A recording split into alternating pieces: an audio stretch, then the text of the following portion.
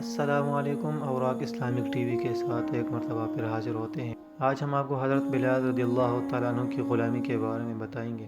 اعلان نبوت کے چند روز بعد نبی کریم صلی اللہ علیہ وسلم ایک رات مکہ کی ایک گلی سے گزر رہے تھے کہ انہیں ایک گھر میں سے کسی کے رونے کی آواز آئی۔ آواز میں اتنا درد تھا کہ آپ صلی اللہ علیہ وسلم بے اختیار اس گھر میں داخل ہو گئے۔ دیکھا تو ایک نوجوان جو کہ حبشی کا معلوم ہوتا ہے چکی پیس رہا ہے اور زار و قطار سے رو رہا ہے۔ آپ صلی اللہ علیہ وسلم نے اس سے رونے کی وجہ پوچھی تو اس نے بتایا کہ میں ایک غلام ہوں، سارا دن اپنے مالک کی بکریاں چراتا ہوں، شام کو تھک کر جب گھر آتا ہوں تو میرا مالک مجھے گندم کی ایک بوری پیسنے کے لیے دے دیتا ہے، جس کو پیسنے میں ساری رات لگ جاتی ہے۔ میں اپنی قسمت پر رو رہا ہوں کہ میری بھی کیا قسمت ہے، میں بھی تو ایک گوشت پوست انسان ہوں، میرا جسم بھی آرام مانگتا ہے، مجھے بھی نیند ستاتی ہے، لیکن میرے مالک کو مجھ پر ذرا بھی ترس نہیں آتا۔ کیا میرے مقدر میں ساری عمر اسی طرح رو رو کے زندگی گزارنا لکھا ہے؟ نبی کریم صلی اللہ علیہ وسلم نے فرمایا کہ میں تمہارے مالک سے کہہ کر تمہاری مشقت تو کم نہیں کروا سکتا، کیونکہ وہ میری بات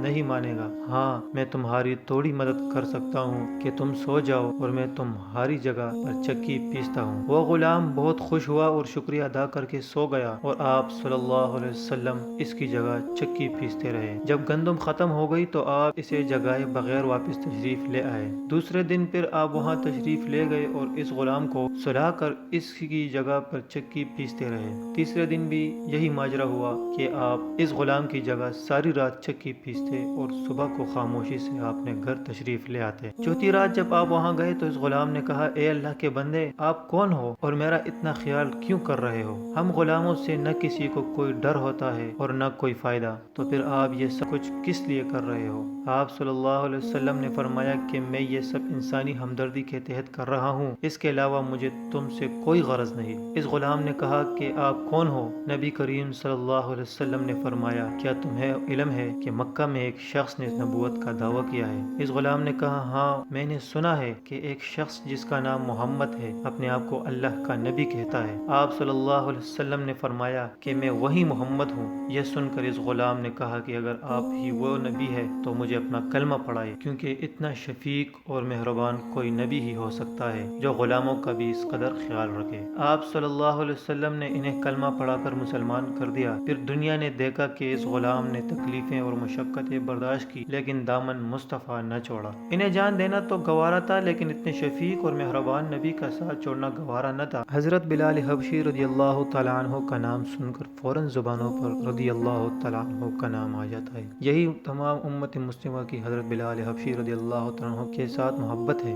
جو صاف دکھائی دیتا ہے۔ آج ہم لوگ بھی حضور صلی اللہ علیہ وسلم سے جھوٹی زبانوں سے محبت کا دعویٰ کرتے ہیں۔ آج دنیا انہیں بلال حبشی رضی اللہ تعالیٰ عنہ کے نام سے جانتی ہے۔ نبی کریم صلی اللہ علیہ وسلم کی ہمدردی اور محبت نے انہیں آپ صلی اللہ علیہ وسلم کا ہی لوس غلام بنا کر رہتی دنیا تک مثال بنا دیا۔ اللہ مجھے بھی اور تمام امت مسلمہ کے مسلمانوں کو دین پر حضور صلی اللہ علیہ وسلم کی سنتوں کے مطابق زندگیاں گزارنے کی توفیق عطا فرمائے۔ آمین آمین آمین۔